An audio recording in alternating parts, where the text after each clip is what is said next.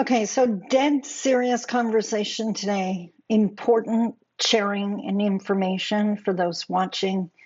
We need to talk about what is tearing Indigenous communities apart. And in this case, no, not talking about the addictions or the poverty or lack of support, and all of those definitely are playing a part.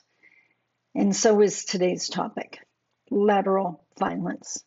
Let's talk about what it is, what it looks like, and why it's got to stop. Let's talk about it.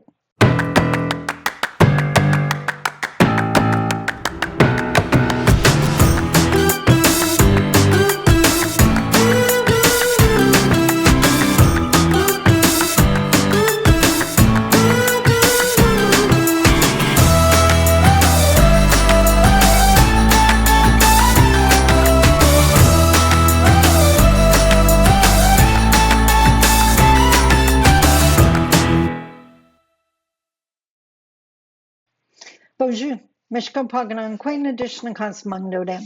Hello, everybody. My name is Sandy Boucher. I'm Red Thunderbolt Woman of the Loon Clan, a proud member of Seine River First Nation in Treaty 3 territory in Northern Ontario.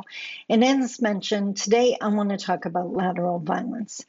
So first, we better get crystal clear on what lateral violence is. And to do that, I'm actually going to share a clip from an older video from one of my courses, actually The Path Away from Lateral Violence. If you're interested in that, check it out on my website, sandyboucher.com. But here we talk about what lateral violence is and why it's so decimating. So here's the clip.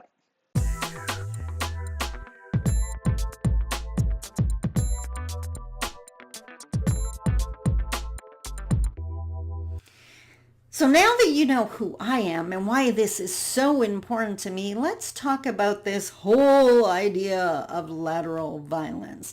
First and foremost, if you go look at your personnel policies, I'd be willing to bet if there's a policy that references lateral violence, they're going to say that there's 3 different types of lateral violence. Harassment is one of them. Discrimination is the second, and bullying is the third.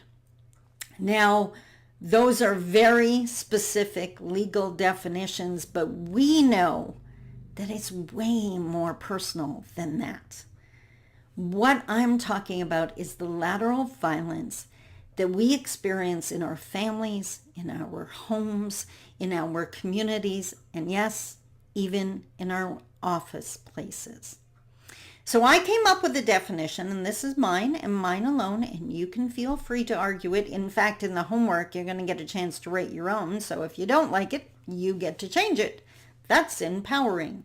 I have it written on the screen just behind my camera here. So if you see me looking off in the distance, I'm not ignoring you. I just want to make sure I get the exact wording right. So when we put the text on the screen, I won't confuse you. So here is my definition of lateral violence. Passive or aggressive words or actions delivered by someone you know, love, or trust, intended to discourage you from advancing. Let's try that again. Passive or aggressive words or actions delivered by someone you know, love, or trust, intended to discourage you from advancing. Now that's a big, long definition, so let's look at the parts. I mentioned that the words or actions could be passive. Well, when I decided to go to college and I was going to be the first one in my family to do that, my mom, out of sheer love and concern, simply said, "You sure you want to do that?" Believe it or not, that's lateral violence in its passive form. It had me stop in my tracks, and suddenly I went from excited to going away to college to, is this something I really want to do?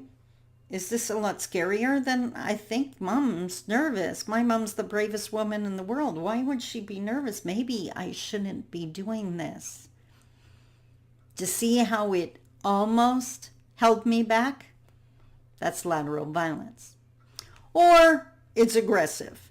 Being told you can't do that. You're never going to be allowed to do that. Why do you think you have the ability? Why do you think they're going to hire you? Why would anyone read your book? Sadly, I've heard them all. Why lateral violence is so devastating is because those words or actions are delivered by someone you know, someone you love, or someone you trust. This is not the unknown troll on the internet making a comment. That's not lateral violence. Lateral violence is someone right next to you at the same level, your partner, your parents, your elder in your community, because we've all been trained in lateral violence. As Indigenous people, we have a master's in lateral violence. So we shouldn't be surprised when we run into it. That doesn't mean it's right. It has to be changed. That's the reason we're doing this course. But it is most definitely common. And the greatest indicator or the hint that you should recognize this is lateral violence is that it's intended to discourage you from advancing. So someone trying to talk you out of bidding for that new job, going away to college, trying that diet, going to that new restaurant that you've never been to before and it's an upscale restaurant and they're trying to say you don't belong there. Do you see how this is very limiting? Lateral violence is incredibly discouraging. And that's why it's so important we educate ourselves on it and overcome it. What you have to keep in mind, the closer the relationship, the more impact the lateral violence is going to have. If it's an aunt that you haven't seen in ages who says something, sure, it might catch you off guard, but you're going to dismiss that a lot more than the man or woman you love saying, why do you think they're going to hire you? Do you see what I mean? It is still lateral violence, which means it's not based in fact. It's training, unfortunately, and we're going to look at that so you truly understand it by the end of this course. Now, why is this so prevalent in Indigenous communities? Why is it in every family, every home, every community? Well, truth be told, the more marginalized the group, the greater the chance of lateral violence. Marginalized, pushed off to the margins, oppressed, held down. The more oppressed or marginalized the group, the greater chance of lateral violence. I would go as far as saying in Canada, historically and in present time, no one has been marginalized more than Indigenous people. We have been oppressed for so long, we've internalized it, and a characteristic of internalized oppression is lateral violence. So as Indigenous people, what I'm saying is don't be surprised there's lateral violence in your community, in your home, or even in your office. We should be celebrating when there isn't, because we've all been trained to do this. The reality is Canadian history has resulted in a victim mentality for so many Indigenous people. Why bother trying? They're never going to let us do it. It's a learned helplessness and a learned judgment. No one judges Indigenous people more effectively than Indigenous people. And that's lateral violence. So now that you know what lateral violence is and who perpetrates it, that this is not the troll on the internet, this is someone close to you in your community, we need to look at all of the forms of it. Now, let's keep in mind, first and foremost, that lateral violence and violence of any type, but in this case, lateral violence is a condition of the environment. There are three natural human ways that a person reacts to either oppression or internalized oppression, and that is violence, acquiescence, the complete and total giving up, or nonviolent resistance, finding a way to overcome the odds. Every single one of those are natural human reactions, so we can't judge the people that go the route of the first two. I spend every single day trying to encourage First Nations people to go the third route, the nonviolent resistance. But I understand the violence and the acquiescence. So the violence can come in many forms, and bullying is one of them. Yes, I have a handy dandy index card. The other one is gossiping. And this one is excused as just the way we are, way too flippant often. People don't think it's any big deal. And it is a huge deal. If you're gossiping with your girlfriend in the kitchen and your kids are playing in the living room, you just taught a next generation lateral violence.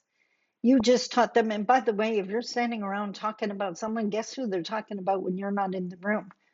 And I hear it all the time. Well, they do it. They talk about me, so I talk about them. Are you really putting your life in the hands of someone else? Be the first to stop. I have zero interest in gossip. Zero, zero, zero. And it's something you can do. Ostracizing is the other one, the exclusion of people, having a conversation and planning and not including everyone. That's lateral violence. It can be, as I mentioned in that clip, passive or aggressive, and it's also often very passive aggressive, right? That I'm going to say the joke, and then if you get offended, I'm going to say, well, I was just joking, like gaslighting, trying to put it on you. All of this has to stop.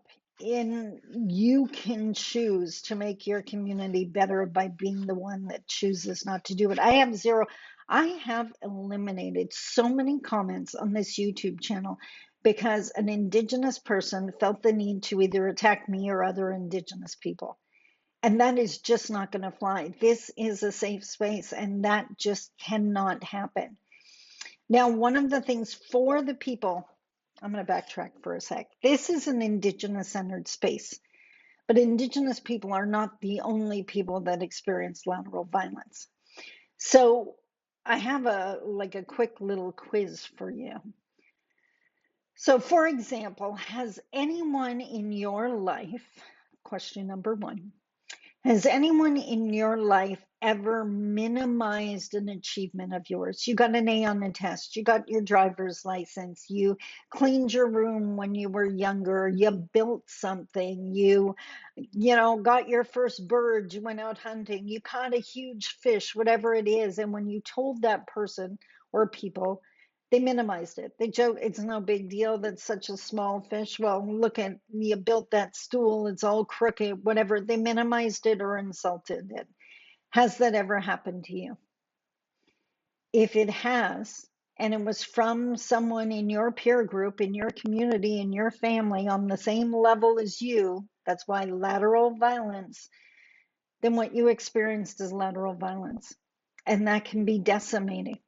And I want to acknowledge that you felt that. I know you did. And that hurt. I know it did. And I'm sorry that ever happened to you. There are many communities that are now acknowledging that lateral violence is happening in their communities. I have done so many sessions in so many different First Nation communities on lateral violence. But it's the second question that's the stumbling block. The second question is, have you ever minimized someone's achievement? You made a joke about that cake, that first cake they made, or that meal that they made. It would have been better if they had added salt. Or, they cleaned their room, but you didn't think it was very good, and you told them that. You minimized their achievement. You poured water all over. It rained on their parade. You know what I mean? You drowned their achievement. If you have done that, you have perpetrated lateral violence, because I've met way too many people that want to acknowledge that they have been the victim of it, but no one's lining up to acknowledge that they've perpetrated it. We've all done it. And as I said in that clip, Indigenous people, we have been trained. We have a master's in lateral violence. We remember the feather teaching, the two sides of the feather. Your power is on your side. You cannot control what other people do, but you can control what you do. And the lateral violence has to stop with you today. Today, that is the choice you have to make. Let them talk about you. They're doing it anyways. You don't need to lower yourself to their level. My mom, I can hear my mom so crystal clear as I'm speaking to you, and she is saying, do you really want to be a leaf in the wind? And what she meant by that is, are your actions really going to be controlled by outside forces, but like the wind, like other people and what they're doing? You decide the type of person you want to be. And if you want to be a gossiper, I feel sorry for you, because that's not why Creator put you here. And I wish you had never learned how to do that. But you can be so much better. You can be the leader. You can be the safe place. You can be the place where your friends and the children in your community go, because they know there is the one place where we're not talking bad about other people. And it feels really good to find those spaces. That is a condition of the environment. An oppressed group lashes out against each other. It's not because we're not civilized. It's not because we're, excuse the expression, Indigenous people. It's not because we're savages. It's not because we're not professionals like white people. It is a condition of an oppressive environment. We didn't ask to be oppressed, so we can't be crucified for reacting to it. We just got to get better at how we react to it. Find a way, non-violent resistance. Choose a different path that doesn't include being laterally violent. I hope that made sense. I love you. Until tomorrow, bye-bye.